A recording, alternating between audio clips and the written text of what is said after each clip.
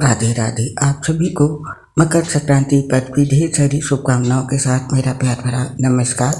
आज इस पोस्ट में जानेंगे मकर संक्रांति पर सूर्य देव की उपासना का महत्व और सूर्य उपासना की विधि। मकर संक्रांति हिंदू धर्म में एक विशेष पर्व है। मकर संक्रांति के दिन सूर्य का मकर राशि में प्रवेश होता है, जो उत्तरायण की शुरुआत का प्रतीक है। उत्तरायण का अर्थ है सूर्य की यात्रा दक्षिण से उत्तर की ओर शुरू होना, जिससे दिन बड़े और रातें छोटी होने लगती हैं। इस बदलाव को न केवल मौसम में बल्कि जीवन में भी नई शुरुआत के रूप में देखा जाता है।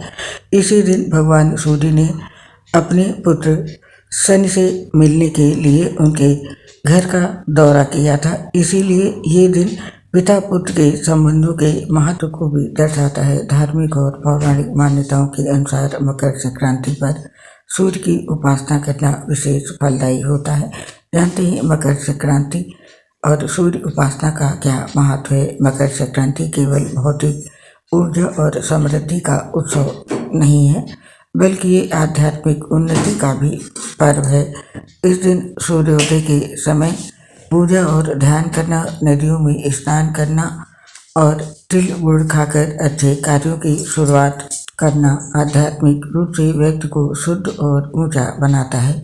मकर संक्रांति पर सूर्य देव की उपासना करने का महत्व वेदों और पुराणों में बताया गया है।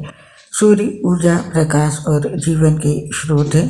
ऋग्वेद में सूर्य को आत्मा का पोषक और समस्त सृष्टि का आधार कहा गया है। ऐसा माना जाता है इस दिन सूर्य उपासना से रोग, शोक और दरिद्रता का नाश होता है।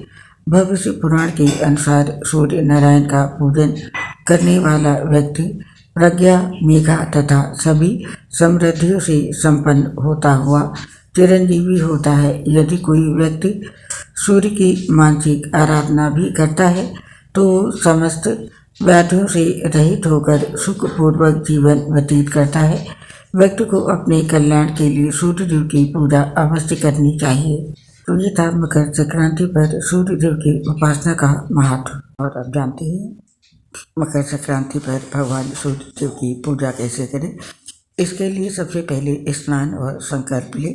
मकर संक्रांति के दिन प्रातःकाल गंगा, यमुना या किसी पवित्र नदी में स्नान करना शुभ माना जाता है। यदि नदी तक पहुंचना संभव न हो तो घर में पानी में गंगा जल मिलाकर के स्नान करें और स्नान के पश्चात व्रत और उपासना का संकल्प ले। संकल्प लेने के बाद अब सूर्य देव को अर्घ्य अर्पित करें। इस दिन सूर्य को अर्घ्य देना अत्यंत शुभ होता है। इसके लिए तांबे के लोटे में जल, गुड़, लाल पुष्प और चावल मिलाकर सूर्य को अर्पित करें और अर्घ्य देते समय सूर्य मंत्र ओम घृणी सूर्याय नमः मंत्र का जाप करें। इसके पश्चात सूर्य की स्तुति और मंत्र जाप करें। सूर्य देव की स्तुति के लिए आदित्य हृदय स्तोत्र का पाठ करें। ये पाठ व्यक्ति को मानसिक शांति और स्वास्थ्य प्रदान करता है। और सूर्य गायत्री मंत्र ओम आदित्याय विग्रहे दिवाकराय धीमहि तन्नः सूर्य प्रचोदयात् मंत्र का जाप करने से सूर्य देव का आशीर्वाद प्राप्त होता है। इसके पश्चात अब दान और पुण्य करें। मकर संक्रांति पर तिल, गुड़, कंबल, अन्न और वस्त्र दान का विशेष महत्व है। इसे करने से व्यक्ति के पापों का नाश होता है और पुण्य की प्राप्ति होती है।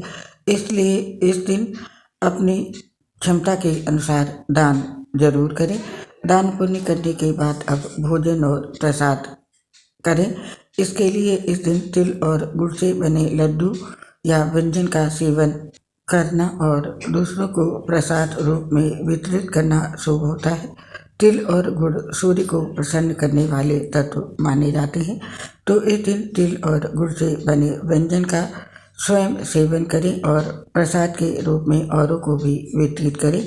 तो ये थी मकर संक्रांति पर सूर्य देव की उपासना की विधि और सूर्य उपासना का महत्व। आप हमें इस पोस्ट को समाप्त करने की आज्ञा दीजिए। आप और आपके पूरे परिवार पर भगवान श्री सूर्यदेव नारायण का आशीर्वाद सदैव बना रहे। इसी कामना से इस पोस्ट को समाप्त करते हैं। स्वीकार करें मकर संक्रांति की ढेर सारी शुभकामनाओं के साथ मेरी प्यार भरी राधे राधे। दोस्तों, एक बीमारी की वजह से हमारी आवाज़ ठीक से पोस्ट में नहीं आ पाती है, इसके लिए हमें क्षमा कर दें और अपना सहयोग हमारे साथ बनाए रखें। उम्मीद करती हूँ आप सभी हमारा साथ और सहयोग ज़रूर देंगे। इसके लिए आप सभी का हृदय से बहुत बहुत धन्यवाद। राधे राधे।